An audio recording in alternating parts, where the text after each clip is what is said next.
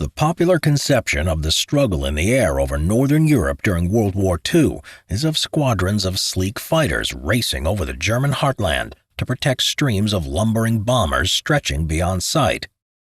This is as it was during the second half of America's air war against Germany, but it was as far from the truth as is possible to get at the start of that great aerial crusade. It took until late 1943, nearly 2 years after the United States entered the war, before the 8th Air Force mounted strategically significant bombing missions against targets in Northern Europe.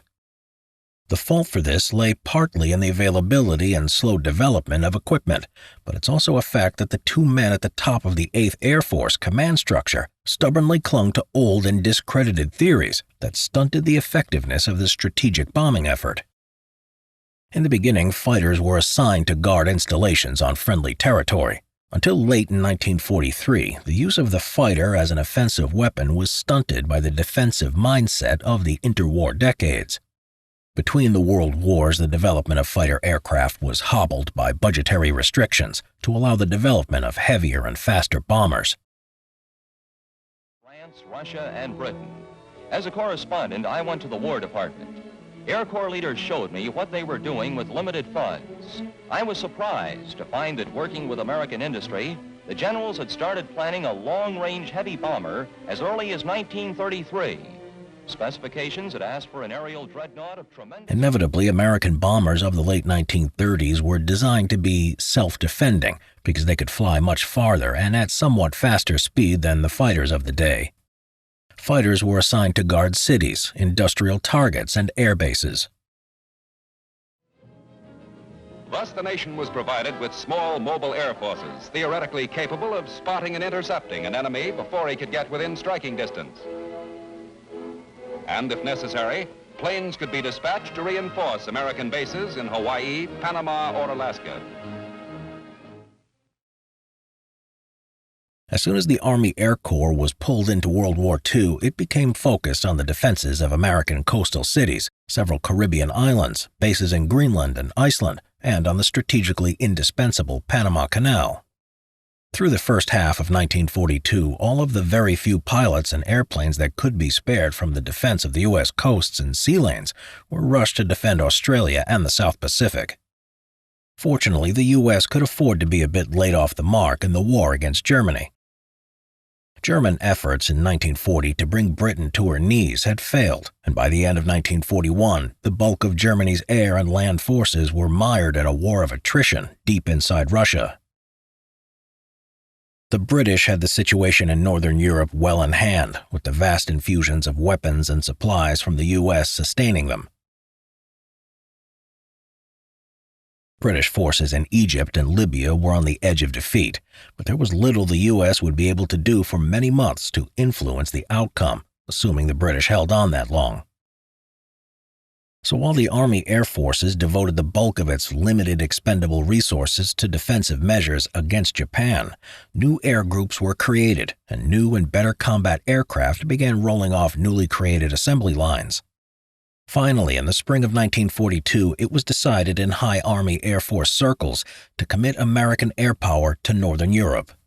Brigadier General Ira Eaker arrived in England on February 20, 1942, to establish the headquarters of the new 8th Bomber Command. He was later joined by Frank Hunter, who established the headquarters for his 8th Fighter Command. But the 8th Bomber Command had no combat airplanes to its name. They wouldn't be available for several months. Rather, it fell to Eaker to argue with his British hosts in favor of an independent role for the forthcoming Army Air Forces in Europe. Eaker's idea was bolstered by the fact that the Army Air Forces had developed over many years a theoretical strategy air doctrine that was quite different from the RAF's experience-based strategic doctrine. The Americans favored and had equipped their bomber force to wage a precision daylight bombing campaign against industrial targets hundreds of miles inside enemy territory. The RAF was the only other air force in the world that have developed long-range four-engine heavy bombers, but its doctrine favored area bombing at night. The first 8th Bomber Command unit to arrive in England on May 10, 1942 was the 97th Heavy Bombardment Group, which was equipped with B-17 heavy bombers. This was a symbolic commitment. The 97th had been activated in February 1942 and thus had not had time to be adequately trained to fly combat missions over heavily defended European targets. It would be weeks before the 97th saw any action. On June 10, 1942, personnel of the 31st Fighter Group arrived in England by ship. After being outfitted with British Spitfire fighters, the Green American Fighter Group was to begin rigorous advanced combat training overseen by a number of the RAF's leading Battle of Britain aces. As with the 97th Heavy Bombardment Group, the 31st Fighter Group was not expected to begin combat operations for several weeks. The Army Air Force's first combat mission against a German-held target took place on July 4, 1942. 6 American Douglas A-20 bombers accompanied 6 RAF manned A-20s in an attack on several German airfields in the Netherlands. 2 of the American A-20s were shot down, 2 failed to reach the target, and a 5th was severely damaged. The U.S. Army Air Forces could not have asked for a less auspicious or more humiliating inauguration of what would become the greatest aerial offensive in the war. The very first mission of the 31st Fighter Group over Europe took place on July 26, 1942. As a part of their training syllabus, 6 senior pilots joined an RAF fighter sweep to Gravelines, a French town on the English Channel. German fighters challenged the American and RAF Spitfires, and the 31st Fighter Group's deputy commander was shot down and captured. The 97th Heavy Bombardment Group had to wait until August 17, when a dozen B-17s, with General Eaker along as an observer, conducted an afternoon raid against railroad marshalling yards near Rouen. Escort for the bombers was provided by 4 RAF Spitfire squadrons. The results of the mission were negligible. 1 B-17 was damaged by a German fighter, but there were no losses and no injuries. 2 days later, on August 19th, the entire 31st Fighter Group, along with the RAF, supported the Ally raid at Dieppe. While completing 4 12-plane missions over the beaches during the day, pilots from the 31st were officially awarded 2 confirmed and 2 probable air-to-air victories. The 31st Fighter Group continued to fly fighter sweep missions over coastal France, but it was awarded only 1 probable and no confirmed victories before it was withdrawn from combat operations in October to prepare for its upcoming role in the invasion of French Northwest Africa. Meanwhile, on September 12, 1942, the RAF's 3 independent American Eagle squadrons were absorbed into the 8th Fighter Command as the new 4th Fighter Group. Thanks to the withdrawal of other 8th Fighter Command groups for the North African campaign, the 4th Fighter Group was the only operational American fighter unit in Northern Europe until May 1943. Between mid-March and April 8th, the 4th Fighter Group was withdrawn from combat so it could transition from Spitfires to P-47 Thunderbolts. The group's first aerial victories in the P-47 were scored on April 15th over the Belgian coast, and by the end of April the group accounted for 16 German aircraft. The main reason why the 4th Fighter Group attained negligible results during this period was Major General Hunter. Hunter was a product of his training and, to a degree, poor technology. Both of these factors obliged him and his eager fighter pilots to work apart from the 8th Air Force's other combat arm, the 8th Bomber Command. The bombers had been built and the bomber crews had been trained to attack enemy targets without protection from fighters. Even as late as 1942, Allied air strategists honestly believed that wars could be won by bomber campaigns alone. Since the mid-1930s, Americans who accepted this outlook had developed what they called the self-defending bomber. That innovation, however, had more to do with the fighter technology of the 1930s. Fighters of the day possessed neither the range nor the speed required to protect modern bombers. Fighter technology improved, but by mid-1942 the concept of the self-defending bomber had taken on a life of its own. It was believed that Germany could be bombed into submission by long-range self-defending bombers without a fighter escort. The key to every decision Allied commanders made in 1942 and 43 was the projected invasion of France. At first, when the U.S. entered the war, it was hoped that the invasion would take place in mid-1943. By the late summer of 42, however, the North Africa campaign and a huge number of other factors made it clear that D-Day was going to be delayed until mid-1944. The primary mission of American and British air forces in Europe from mid-1942 until the invasion was to defeat the Luftwaffe. The defeat of the Luftwaffe was of primary concern to the Allies because at heart it was constituted as a tactical ground cooperation air force. It had been developed in its entirety to support ground operations. Its bombers, for example, were light or medium models, and its bomber crews were trained to support ground troops at close or medium range. This is one of the reasons why the Luftwaffe alone was unable to overcome the RAF as a strategic objective in 1940. It was too lightly built to undertake a purely strategic mission. As a superb tactical air force, however, the Luftwaffe was an enormous potential threat to an invasion fleet or a fledgling toehold on the soil of France.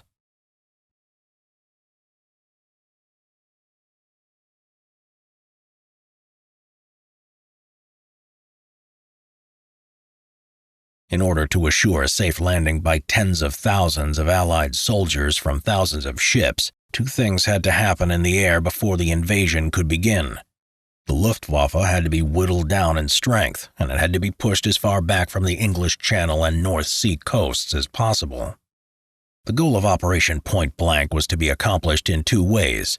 First, by simply shooting down German airplanes wherever they could be induced to fight, and second, by destroying Germany's ability to build more airplanes. To accomplish the latter, the Allies opened the Combined Bomber Offensive. The RAF would undertake night area bombing attacks against the German aircraft industry, and the U.S. Army Air Forces would undertake daylight precision bombing attacks against the same or similar targets. Conceptually, the simultaneous Allied program of aggressive fighter sweeps was aimed at engaging the Luftwaffe fighter wings in a battle of attrition that over time would destroy the bulk of whatever reduced numbers of fighters the shattered German aircraft industry managed to produce. Further, by destroying German fighters, the Allies hoped to induce the German aircraft industry to switch over from the production of tactical bombers to the increased production of replacement fighters, which were less likely to hurt the invasion forces.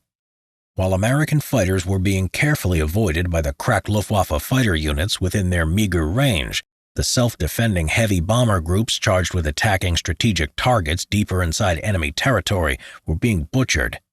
Beginning in April 1943, the 4th Fighter Group's new P-47 Thunderbolts were joined over the Channel and North Sea coasts by the Thunderbolts of the 78th Fighter Group. Another P-47 unit, the 56th Fighter Group, was in training in England. Despite the doubling of assets, the results remained abysmal. Meanwhile, losses of American heavy bombers continued to rise. Major General Ira Eaker continued to champion the self-defending bomber, but he also knew that there were not yet enough heavies available to make the strategy effective. However, in April 1943, after scores and then hundreds of unescorted self-defending bombers had fallen, Eaker finally did ask Hunter to provide fighters for escort duty to the extremity of their range. The bombers would be on their own a good part of the way, but some protection at the margins apparently was deemed to be better than none at all. From May 4 onward, nearly all 8th Fighter Command sorties were devoted to escorting the bombers. 7 German planes were downed by American fighters in May 1943, and 18 fell in June. Action during the first 3 weeks of July was sluggish, but an extremely aggressive new commander, Major General Frederick Anderson, had just taken over the 8th Bomber Command on July 1st, and he needed some time to make his aggressive new policies bite. On July 24th, Anderson's 8th Bomber Command opened Blitz Week with the first of hopefully daily appearances over Germany. Weather shut down bomber operations on 1 of 7 consecutive planned mission days, but the other 6 days saw strikes aggregating just over 1,000 bomber sorties against 15 targets all over northern and western Germany. Claims by bomber gunners were, as always, extravagant, but there was no doubting that the German fighter forces were worn down somewhat, at least operationally. The American escort fighters put in fewer claims by far, but the fact that their claims were closer to reality made them startling in their own right. They claimed 38 victories, of which 33 were scored during just 2 Blitz Week missions. Not coincidentally, the 2 missions in question were the first normally long-range bomber escort missions ever flown by the 8th Air Force fighters. On July 28, 1943, the 4th Fighter Group significantly increased the range of its P-47 fighters in an experiment with auxiliary fuel tanks. In doing so, its pilots took the German fighters by surprise, by flying much deeper into enemy territory than they ever had before. 9 German fighters were downed in what for the Germans was an unexpected melee around the American heavy bomber stream. 2 days later, on July 30th, all 3 P-47 groups were able to use for the first time what the pilots referred to as bathtub belly tanks. The 115-gallon tanks added 150 to 200 miles to each Thunderbolt's operational range. Until then, the heavy fighter could barely reach Antwerp. With the tanks, the P-47s could make it well into the Netherlands. Thus, on July 30th, when the target was the Focke-Wulf assembly plant in Kassel, Germany, more than 200 B-17s and B-24s took part in a mission that was covered to the greatest depth ever by friendly fighters. The 56th Fighter Group gave the bombers penetration support. The 78th Fighter Group provided early withdrawal support, and the 4th Fighter Group provided late withdrawal support. That meant that the 78th Fighter Group's P-47s would be with the bombers quite soon after the heavies came off the target. The overall tactical plan was simple: protect the bombers and drive away enemy fighters. The surprised German pilots either attempted to ignore the P-47s as they drove their fighters into the bomber stream, or they were sucked into dogfights at the expense of attacking their primary targets, the bombers.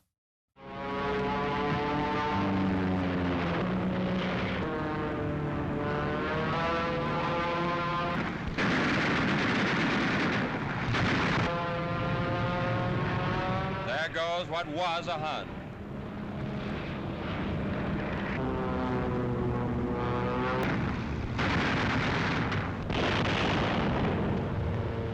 There goes the other pair of the flight.